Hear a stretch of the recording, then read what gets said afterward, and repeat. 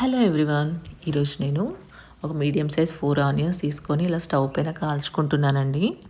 ఇలా చేస్తున్నానంటే ఏం రెసిపీ చేస్తున్నానో మీకు అర్థమయ్యే ఉంటుంది. అవునండి, చేపల పులుసు కోసం ఇలా కాల్చి తీసుకున్నాం అనుకోండి, చాలా టేస్టీగా ఉంటుంది చేపల పులుసు.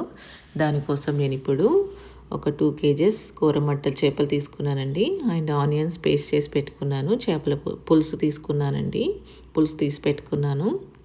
ఇప్పుడు ఇందులోకి 2 స్పూన్స్ కారపొడి, ఉప్పు, ధనియా పౌడర్ అండ్ అల్లం వెల్లుల్లి పేస్ట్ వేసి ముక్క మంచిగా కలుపుకోవాలండి. ముక్కకు పట్టేలాగా, మసాలా అంతా పట్టేలాగా మంచిగా కలుపుకోవాలి. ఇలా ముందే కలిపి పెట్టుకొని తీసుకుంటే ముక్క తింటుంటే చాలా రుచిగా ఉంటుంది.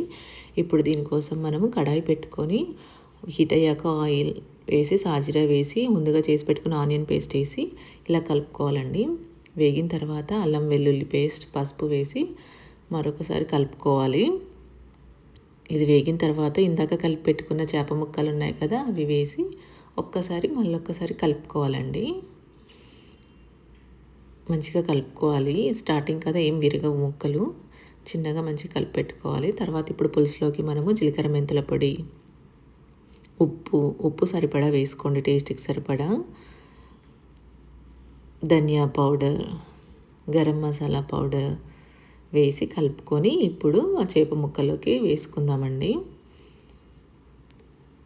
మళ్ళొక్కసారి ముక్కలతో సహా అన్నీ కలిపి పెట్టుకోవాలండి. ఇది మనము మంచిగా కలుపుకోవాలి. ఇలా ఒక్కసారి కలుపుకొని మూత పెట్టేసుకున్నామండి. అది కుక్ అవుతూ ఉంటుంది మనకి. ఇదంతా ప్రాసెస్ ఒక 15 మినిట్స్లో అయిపోతుందండి చేప పులుసు. ఈసారి నేను మామిడి ముక్కలతో ట్రై చేస్తున్నానండి. మామిడి ముక్కలు వేస్తున్నాను ఇందులో. ఒక 7 మామిడి ముక్కలు వేసానండి. రుచి చాలా బాగుంటుంది అంటారు కదా, ఈసారి నేను ఫస్ట్ టైం ట్రై చేస్తున్నాను. చూడండి, ఉడుకుతుంది చిన్న చిన్నగా. చూడండి ఎలా ఉడుకుతుందో. మధ్యలో ఒక్కసారి కలియబెట్టుకున్నామండి. చాలా బాగా వస్తుంది. ఫ్లేవర్ మాత్రం స్మెల్ అదిరిపోయింది. స్మెల్ చూస్తుంటే నోరు ఊరుతుందండి, ఎప్పుడెప్పుడు తినాలని. చాలా బాగా వస్తుంది. ఇప్పుడు మనం సర్వింగ్ బౌల్లోకి తీసుకుందామండి. ఆల్మోస్ట్ అయిపోయింది. సర్వింగ్ బౌల్లో సర్వ్ చేసుకుందాం. చూడండి ఎంత బాగుందో, చూడడానికి చాలా బాగుంది కదా. టేస్ట్ కూడా అలాగే ఉందండి. చాలా రుచిగా ఉంది. మామిడికాయ ముక్కలు వేసాం కదా, చాలా అంటే చాలా బాగుంది. మీరు ఒకసారి ట్రై చేసి చూడండి. Thank you friends.